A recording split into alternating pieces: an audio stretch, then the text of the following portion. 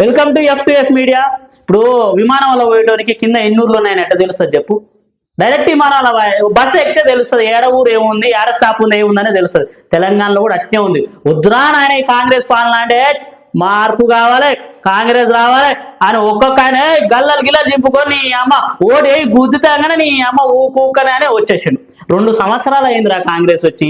ఏమన్నా మీ ఇంట్లో ఏమైనా అభివృద్ధి జరిగిందా? మీ గ్రామంలో అభివృద్ధి జరిగిందా?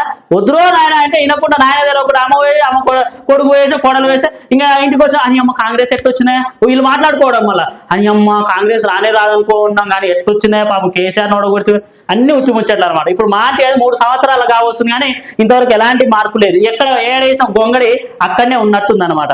ఇంకా విషయానికి వస్తే ఏందయ్యా అంటే ఇప్పుడు రేవంత్ పిఏసిఎస్ అని ప్రాథమిక వ్యవసాయ సహకార సంఘాలకు ఎన్నికలు రద్దు చేసిన అనమాట. ఎందుకు ఈ ఎన్నికలు రద్దు చేసినంటే అక్కడ ఏంది మనకి ఎన్నికల ఖర్చు తక్కువ అవుతుంది. అదేవిధంగా మన పార్టీలో ఉండే కాంగ్రెస్ పార్టీలో ఉండే కార్యకర్తలకు అందరికీ న్యాయం జరుగుతుంది. దట్టు బీసీలు ఎస్సీలు ఎస్టీలకు అందరికీ సమానంగా అక్కడ మనకి వాళ్ళని ఎన్నుకోవచ్చు అని చెప్పింది. నాకు అర్థం కాలే అనమాట. బీసీ ఎస్సీ ఎస్టీలకు ఇవ్వచ్చు అంటే ఇంతకుముందు ఇవ్వలేదనేగా అర్థం. ఒకసారి ఆలోచన చేయండి ప్రజలారా. నేను మాట్లాడుతూ కులపిచ్చి అంటారు. కులపిచ్చి కాదురా నాయన, మన బీసీ ఎస్సీ ఎస్టీలకు అన్యాయం జరుగుతుందని ప్రశ్నిస్తా ఉంటే మీరు అంతగా కామెంట్లు పెడతా ఉన్నారు.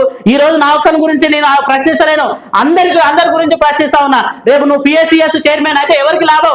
నీకు లాభం, మీ చుట్టాలకు లాభం, మీ కులం వాళ్ళకి లాభం అని నేను ఈ సందర్భంగా తెలియజేస్తా ఉన్నా.